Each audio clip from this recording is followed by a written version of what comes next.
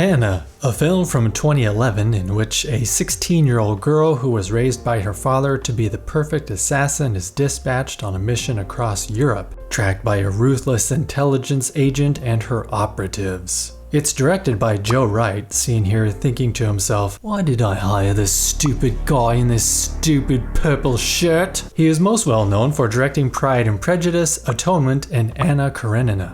I'm sorry, what? Yeah, the same dude who directed a badass film about a genetically modified 16-year-old assassin is mostly known for long-winded period pieces starring Keira Knightley?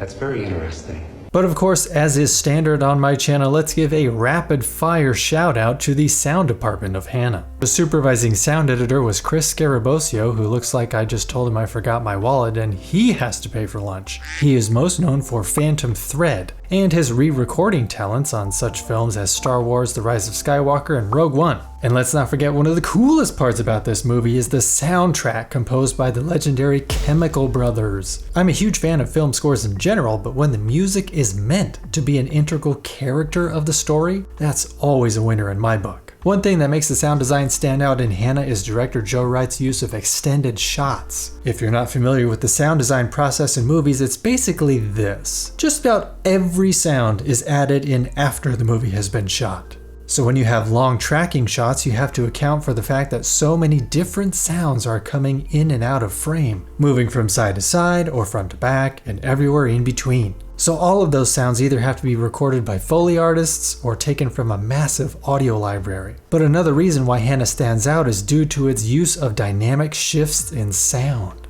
The film starts virtually silent with ever so subtle wind and environmental sounds of a desolate Arctic landscape. But from there, it is a sonic roller coaster going from loud gunshots to desert wind to full-on action-packed set pieces with bombastic music to quiet conversation under a blanket to intense hand-to-hand combat. The movie itself is a thrilling ride to say the least, but it's complemented so well by the insane attention to detail with sound design, especially if you're rocking a completely immersive home theater system with a couple subwoofers. So before I sonically break down one of my favorite scenes of all time, let me go over some highlights that stood out for me while revisiting Hanna.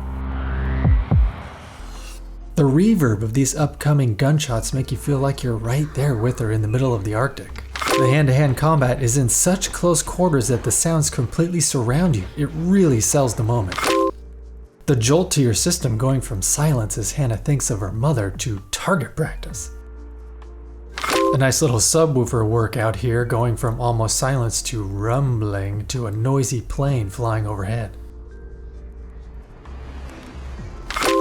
The first official music cue goes straight up your spine with some killer bass sweeps. Every camera change has a different sound, then back to the droning hum of the holding cell. Hanna easily disposing of the first wave of soldiers, shooting out the cameras, then bursting into some seriously cool music. Not exactly audio related, I just wanted to point out this shot here because he gets rocked by the table into his hip. You can't fake that. I bet he had a big old bruise the next day.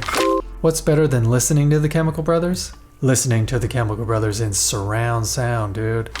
Again, dynamics, going from loud and action-packed to a subtle desert wind, to trucks suddenly rumbling into view. This is my second favorite shot in the entire film, and I just want to point out some incredible sound design. Of course, it's another long extended shot. Marissa shoots into the car. Right as the car drives by, it goes silent, including the music. Such a cool effect, then boom, we hear a crash, followed by the reveal that it crashed into a tree. Another extended shot, Hanna walks past some goats, guy on a bike, then the sonic reveal to the audience that she's approaching a bustling marketplace. It's a great artistic choice not giving any clues that she's approaching a marketplace until she's literally already there. And it continues with kids singing, groups of people speaking loudly over each other, etc. That's some detailed audio for a fluorescent light. It's just my interpretation, but I think Joe Wright wanted to take the sound design to the next level because Hanna has been raised in isolation for so long that this is an artistic representation of her discovering so many new sights, colors, spoken languages, sounds. And it comes to a peak here when the sounds of the world become a little bit too overwhelming in her brain. Oh hey, Osborne. Cool. Another great tracking shot with sounds going on and off screen. There's no music in this scene. Just some dope sound design. This action sequence has a great music build-up. I hope they re-release this film on 4K Blu-ray with an Atmos track, since this scene in particular would be incredible if it were specifically mastered in Atmos, with Hanna jumping from container to container above the audience like that. And now, one of my all-time favorite scenes in film, the underground fight scene. To preface this, I just need you to remember that all of these sounds have been added in after it was filmed. Eric gets off the bus, you can hear the atmospheric sounds of people's footsteps, indistinct conversations, someone speaking over a PA system, bus driver telling Eric to get the out of the way, Eric being polite with a slight jog. Listen carefully when the camera passes this threshold right here. The sounds of the street are gone, and all we hear are conversations of the people passing by the camera. And it's also when the music starts, ever so subtly. Once Eric goes through the automatic door, whoosh, the sound of the streets rushes in again. A plane flies overhead. Listen really carefully as the camera passes this guy hiding behind the cement column. You can hear just the slightest bit of radio chatter coming from his walkie-talkie. More indistinct conversations from this group of people. I love how terrible this guy is at acting natural. Oh, what time is it? Somebody yells, car honks. Even the sound of the escalator is rhythmic, adding to the tension. Again, this doofus is terrible at being cool. Whoop, no, nothing, just looking over here like a normal person. And then the music gets a little more intense. Shit is about to go down. Skateboarder to the left, footsteps echoing, and then they fight. Hey look, they're actually teaming up to fight Eric and not just doing that stupid movie trope where only one guy fights the hero at a time. Yikes, death by big ass knife. Walkie-talkie to the right.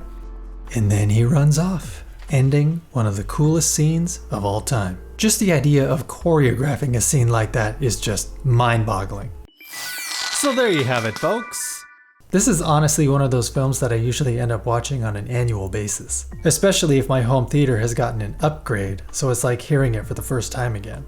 Have you already seen Hanna? Will you watch it now that I've thoroughly convinced you that it's such a sleeper hit? As of right now, when editing this video, it's only free through NBC's Peacock TV. Otherwise, of course, it's available to rent or purchase on Apple TV or Amazon or Vudu, etc. But it is a must to hear this beautiful sound design and music in surround sound. This YouTube video only being in stereo does not do it any justice at all. Be sure to like and subscribe so you don't miss out on another video like this or home theater product review. And of course, always be listening.